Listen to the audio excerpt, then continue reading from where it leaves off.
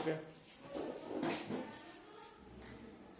Good morning बेटा जी, मैं अमित भाटी आपके लिए क्लास 9th विषय विज्ञान लेसन नंबर 8 के कुछ क्वेश्चंस हैं, उन क्वेश्चंस को बताऊंगा। यहाँ पे जरा क्या क्वेश्चन है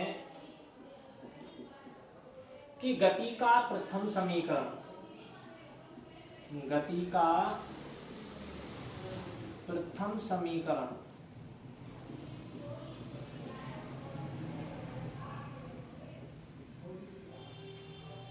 v बराबर u प्लस एटी, v बराबर u प्लस एटी होता है गति का पहला समीकरण का निगमन करो।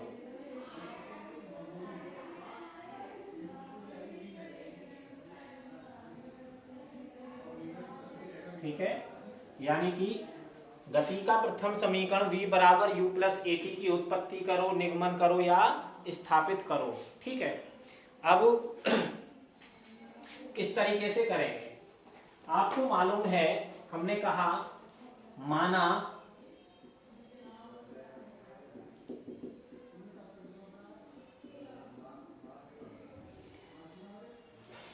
कोई गाड़ी है या कोई वस्तु है, वह एक u वेग से चल रही है। कितने से?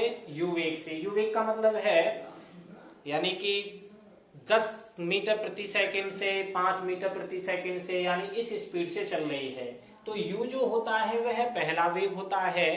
अचानक ब्रेकर आ जाता है और ब्रेकर आने पर 2 सेकंड के लिए, यानी समय हमने क्या माना, t माना, और t सेकंड में उसका वेग यानी कि v हो जाता है। तब वहां उत्पन्न त्वरण जो होता है वह a होता है, यानी कि सही है, त्वरण क्या होता है, a। अब इसमें लिखना है, देखो इसके लिए मैंने आपके पास एक फोटो भी सेंड किया हुआ है, यहां से देख लेना और फिर वहां पर भी देख लेंगे आप।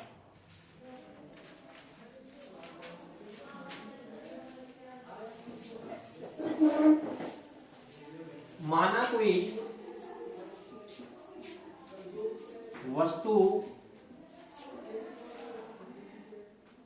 u प्रारंभिक वेग से, u प्रारंभिक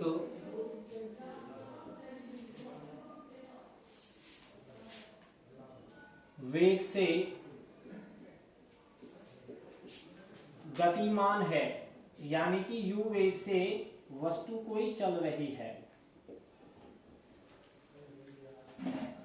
t सेकंड के बाद उसका वेग v हो जाता है, यानी पहले वह u वेग से चल रही थी, उसके बाद t समय बाद यानी t सेकंड बाद जो है उसका वेग v हो जाता है। क्या हो जाता है? v।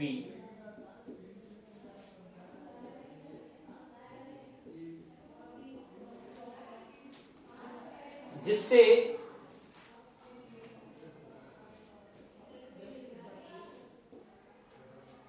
t समय में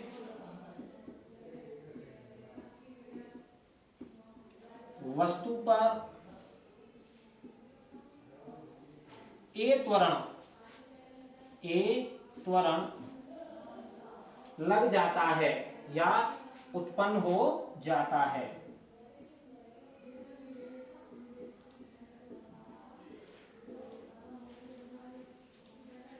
ठीक है, अब त्वरण की परिभाषा से,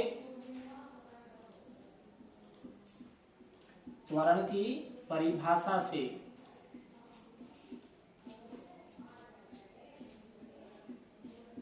त्वरण की परिभाषा क्या थी कि वेग परिवर्तन की समय दर को, यानी कि वेग में कितना परिवर्तन हो रहा है उसकी समय दर को हम क्या कहते हैं, त्वरण कहते हैं। ठीक है, लिख भी देता हूं यहां, वेग परिवर्तन की समय दर को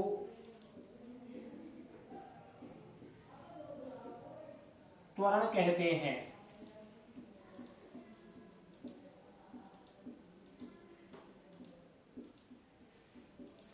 यह त्वरण की परिभाषा है। अब वेग में परिवर्तन क्या हुआ कि u से v, यानी अंतिम वेग क्या हो गया, उसका अंतिम वेग क्या था, v है। ठीक है, तो जो त्वरण है, त्वरण जो बराबर होगा वह वेग में परिवर्तन बटे समयांतराल, यानी कि कितने समय के लिए वेग में परिवर्तन हुआ। तो त्वरण को हमने जो प्रदर्शित किया था वह a से प्रदर्शित किया था। वेग में कितना परिवर्तन यानी कितना बदलाव आया, तो पहले u वेग था, बाद में स्पीड उसकी v हो गई, यानी v जो हो गई उसका वेग, प्रारंभिक वेग की जगह क्या था t सेकंड बाद उसका अंतिम वेग भी कह सकते हैं, क्या कहेंगे, अंतिम वेग। यानी पहले ये पहला वेग था और यह अंतिम में बाद वाला वेग भी हो जाता है। तो बाद वाले में से जैसे मैंने कहा, पहले मेरी उम्र 20 वर्ष थी और अब 30 वर्ष है, तो कितना मेरी उम्र में अंतर हुआ, तो मैं 30 में से क्या घटा दूंगा, 20 घटा दूंगा। ठीक है, तो 10 का डिफरेंस आ जाएगा, यानी अंतिम वेग में से क्या घटेगा, प्रारंभिक वेग, यानी कि अंतिम वेग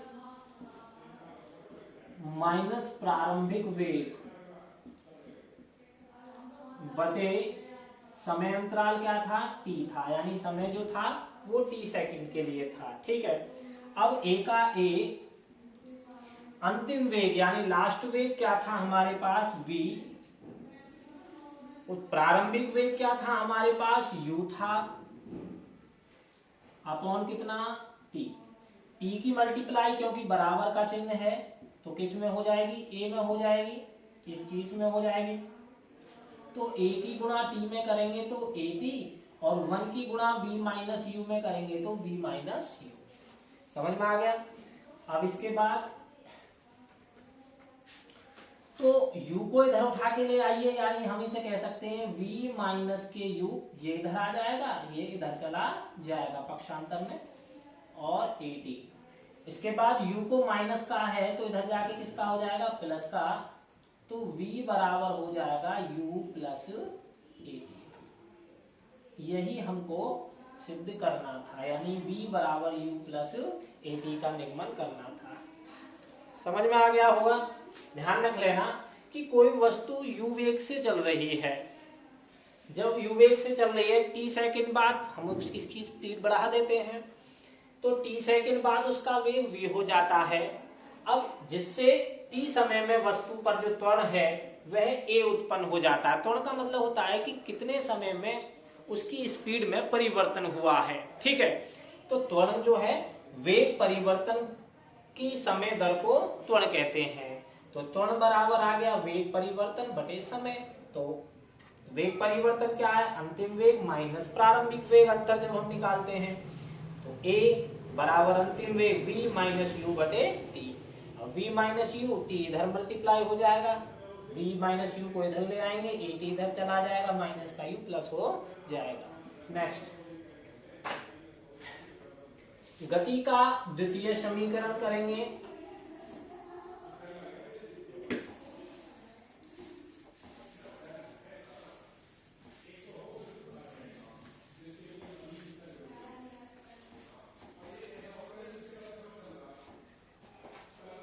गति का द्वितीय समीकरण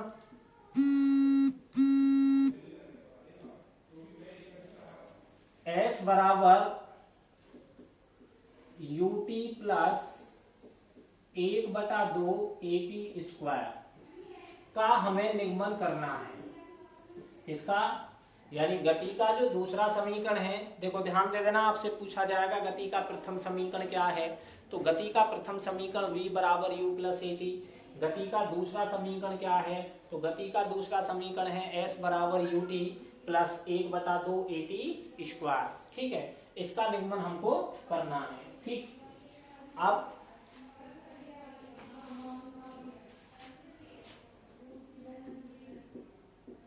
इसी तरीके से मान के चलेंगे, माना किसी वस्तु का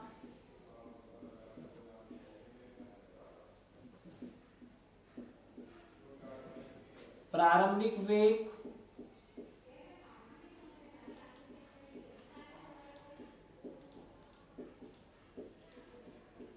u व अंतिम वेग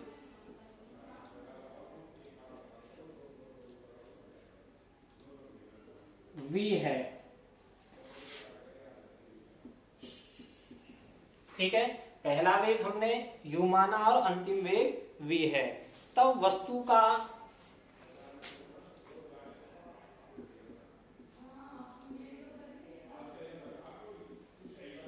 औसत वेग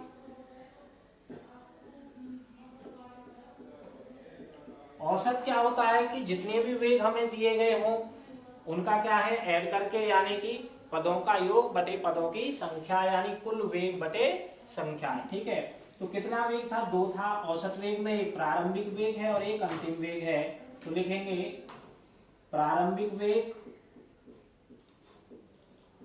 प्लस अंतिम वेग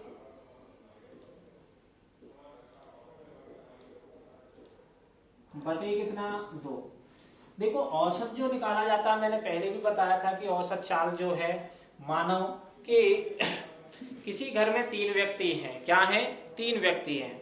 एक व्यक्ति 1000 कमा के लाता है, दूसरा 2000 कमा के लाता है, तीसरा 3000 कमा के लाता है। यानी कि थोड़ा ध्यान देना, एक व्यक्ति 1000, दूसरा व्यक्ति 2000, तीसरा व्यक्ति 3000, इस तरीके से कमा के लाते हैं। 3 व्यक्ति हैं। यदि हम परिवार की औसत आय निकाल के देखें तो औसत, वही बात आ गई, तो औसत में क्या हो जाता है, जितनी ये इनकम है और कितने ये मेंबर हैं, 1 2 3 और 3 से डिवाइड दे दिया जाता है। तो यही है कि औसत वेग जो होगा, यहाँ पर वेग कितने थे हमारे पास? 2 थे, u और v, तो उनको ऐड कर दिया और अपॉन में कितना कर दिया? 2, क्योंकि हमारे पास 2 हैं। ठीक, इसके बाद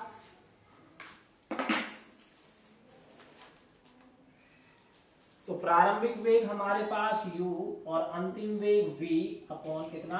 2।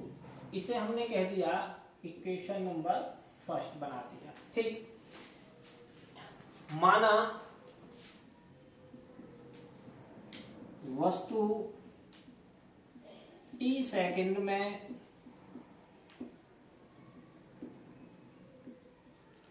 s दूरी, कितनी? s दूरी तय करती है,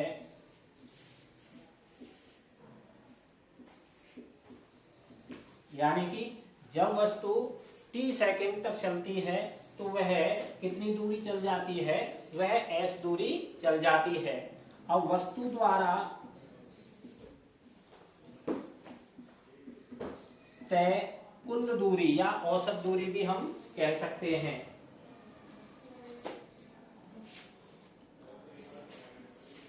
कुल दूरी,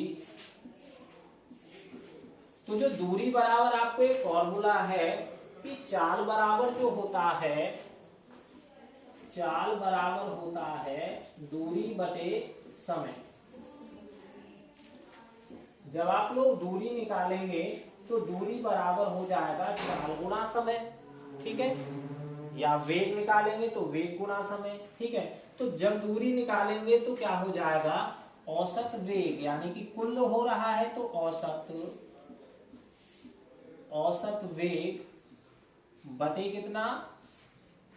औसत वेग गुणा समय, यानी कि वेग भी यही है। वेग निकालेंगे तो दूरी बटे समय, तो जब हमने दूरी निकाली तो क्या आ जाएगा? वेग गुणा समय हो जाएगा। इसके बाद औसत वेग कितना था? अभी हमने पहले निकाल चुके हैं, कितना?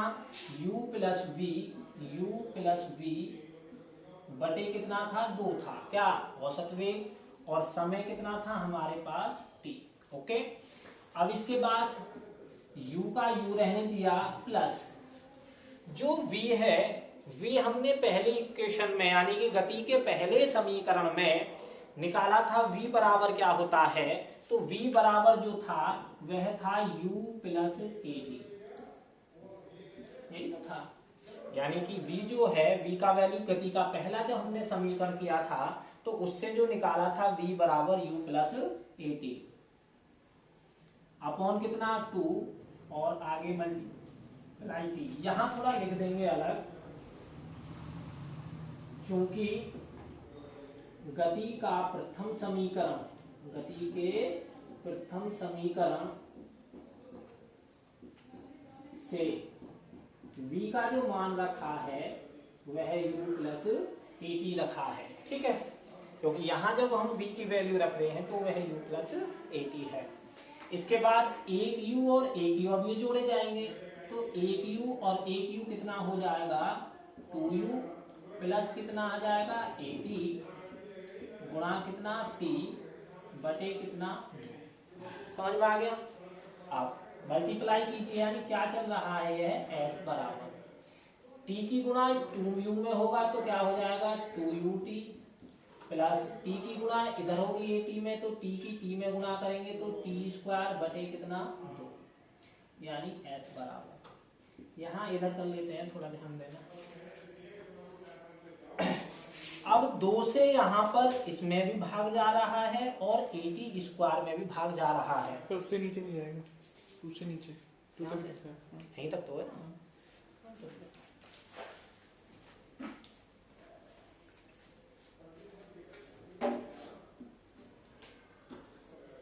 इधर ले लेते हैं जरा थोड़ा। अब s बराबर 2ut में 2ut 2 से भाग, यानी कि 2ut अपॉन कितना 2, क्योंकि 2 दोनों के नीचे है, ठीक है। यानी 2 एलसीएम में है तो 2 के से इसमें भी भाग और 2 से इसमें भी भाग, प्लस 80 स्क्वायर बटे कितना 2, तो 2 से यहाँ 2 कट हो जाएगा तो s बराबर बच गया ut प्लस 1/2 ले लेंगे और 80 स्क्वायर, क्योंकि अभी भी 2 नीचे ही है और 80 स्क्वायर की 1 में करेंगे तो 80 स्क्वायर ही आ जाएगा, ठीक है। तो इस तरीके से गति के द्वितीय समीकरण का हम निगमन कर देंगे, ठीक। ये दोनों निगमन आप लोग करें याद, थोड़ा ध्यान से समझें इसे और प्रैक्टिस में बनाएं किस तरीके से। इंपॉर्टेंट क्वेश्चन है आने वाले न्यूमेरिकल्स के लिए भी और एग्जाम के लिए भी। ओके।